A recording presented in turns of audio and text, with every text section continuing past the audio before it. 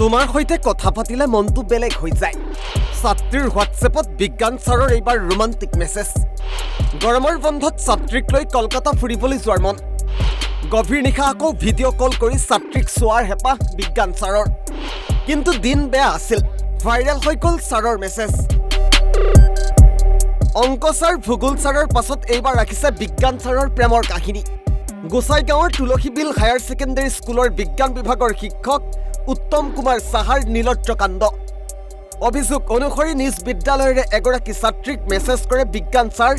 উত্তম কুমাৰ সাহাই কি ক'ব আপুনি যেহেতু আপোনাৰ নামত এটা অভিযোগ আহিছে মই কোনো দোষী নহয় মই কেতিয়াও ভুল কাম কেতিয়াও কৰা নাই নকৰোঁ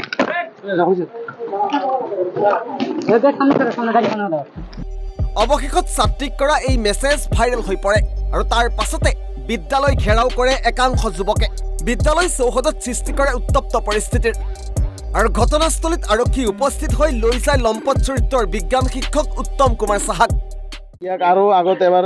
ৱাৰ্ণিং দিয়া হৈছিল কিন্তু এইটো নামানে এইটো নহয় তো আজি যদি এইবিলাক আমি যদি প্ৰতিবাদ নকৰোঁ ইয়াক যদি এনে এৰি দিওঁ তেনেহ'লেতো নেক্সট টাইমটো আৰু এইটো বহুত বাঢ়ি থাকিব আগন্তুক দিনক এইবিলাক বাঢ়ি থাকিব আজি ক্লাছ 10ত পঢ়ি আছে মানে এটা সৰু ছোৱালী এইটো নাবালিক ছোৱালী এইটো 16 বছৰ বয়স তো 16 বছৰ বয়স মানে তাৰ ল'ৰা ছোৱালীৰ নিচিনা বয়স হ'ব এইটো এই বয়সত যদি এইবিলাক যদি কাম কৰে তাৰ এটা কি থাকিব লাগে জ্ঞান থাকিব লাগে যে মোৰ নিজৰ ল'ৰা ছোৱালীৰ বয়সৰ ছোৱালীক যদি তাই যদি মেছেজ কৰে খাৰাপ ভিডিঅ' পঠায় এইবিলাকতো মানে ৰুমত আহিবলৈ মাতে ৰাতি 12টা-1টা বজাত মানত তাক পাৰ্চনেলি ভিডিঅ' কল কৰিব কয় আৰু তাক এনেকৈও কৈ থাকে যে কলকাতা লৈ যাব তাক ফুৰিবলৈ এইবিলাক কি এই কলকাতা লৈ যাব মানুহ এটা ছোৱালী মানুহক লৈ যাব ইমান সৰু ছোৱালী স্কুলৰ পৰা লৈ যাব এইটো মানে বেলেগ ছোৱালীকতো লৈ যাব পাৰে যেতিয়া গাৰ্জেনক নোকোৱাকৈ লৈ যাব বিচাৰে স্কুলত বহুত ছাত্ৰ ছাত্ৰী আছে তেওঁলোকক সকলোকে যদি লৈ ফুৰিব যায় এইটো বেলেগ কথা কিন্তু পাৰ্চনেলি এটা ছোৱালীক লৈ ফুৰিব যাব এইটোতো কথা নহয় এইটোৱে প্ৰিন্সিপালক বিজ্ঞান শিক্ষকৰ কুকাণ্ডৰ বিষয়ে অভিযোগ দিছিল যদিও প্ৰধান শিক্ষকে ঘটনাটো গাপ দিয়াৰ অভিযোগ উত্থাপিত হয় এটা দিছিলে মোক কমপ্লেইন দিছিলে তাৰ মানে এজন ক্লাছ 10 ছোৱালী আৰু কিবা আমাৰ টিচাৰ আৰু এজন উত্তম সাহা বুলি এজাৰ দুজনৰ মাজত কিবা সম্পৰ্ক এনেকৈ থকা বুলি মোক এজাৰ দিছিলে সেইখিনি আৰু তাৰ মানে কথা বতৰা ইমান ভিতৰত যোৱা নাই শুনিছে যোৱা নাই আমি মীমাংসা কৰিম বুলি বহিম বুলি আছিলোঁ প্ৰতিদিনো কিন্তু মীমাংসাটো ইয়াত নহ'ল হঠাৎকৈ কোনে গৈ পালে থানাত জানো নামো জানো মই থানাৰ ওচি মোক মাতিছে যে আপুনি যিজনক তুলসীবিল ইয়াতে শুনিছে একেতে মাতিছে তাত লৈ আহক বুলি সেইখিনি আৰু এতিয়া কিমান সময় হ'ল এই শিক্ষকজন আপোনাৰ ইয়াতে বহি আছিলে 10টা নে 10:30 তেনেকৈ বজাৰ পৰা আজি এতিয়া ক'বলৈ গ'লে 2:30 বাজে 4-5 ঘণ্টা আপোনাৰ আওতাত আছিলে আপুনি থানাত ইনফৰমেশ্যন কৰিছিল নেকি নাই কোনো কৰা নাই মই যোগাযোগেই কৰা নাই এইজন ক'বলৈ গ'লে নিৰাপত্তা মানে আমাৰ মিটিং কোন বহিব লাগিছিল শুনিছে চব কিবা ABMC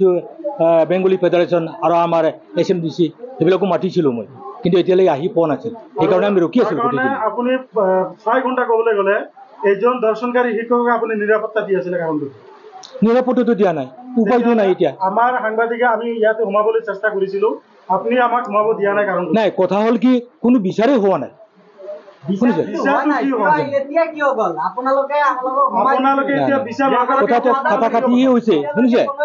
এতিয়া কোনে কোন গ'ল থানাত হয়তো ক'ব নোৱাৰো মই থানাৰ ওচি মোক মাতে আপুনি এইফালে আহক বুলি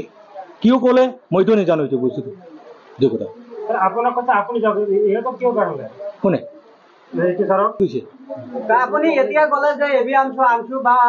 সকলোকে মাতিছিলো দেখি পাইছো যে সেইলোকে আহিছিল মানে স্যার একচুয়ালি ঘটনাটো আপুনি গাপ দিব বিচাৰিছিল নাই কেতিয়াও নহয় আমাৰ বিচাৰৰ কাৰণে আমি ৰেডি আছিলো ইয়া আমাৰ কিবা ভাইস প্ৰিন্সিপাল আছে আমাৰ টিচাৰ আছে এই ABMCৰ কোনোবা আছে ইয়াতে শুনিছে প্ৰতিদিন আমি ৰখি আছিলো সিহঁতে টাইম দি গৈছে 2টা বজাত কিন্তু 2টা বজাতো আমাৰ ভোট পোৱা নাই এটা প্ৰশ্ন উত্থাপিত হৈছে বৃত্তি সময় এগৰাকী শিক্ষকে কি যুক্তিত ছাত্ৰী এগৰাকীক ৰোমান্টিক মেছেজ কৰে এজন বিজ্ঞান শিক্ষকৰ অলপো নৈতিক জ্ঞান নাইনে নে আগ বয়সতো যৌৱন বান্ধিব পৰা নাই লম্পট শিক্ষক উত্তম কুমাৰ সাহাই গোসাইগাঁৱৰ পৰা মিজানুৰ ৰহমানৰ ৰিপৰ্ট অসম লাইভ 24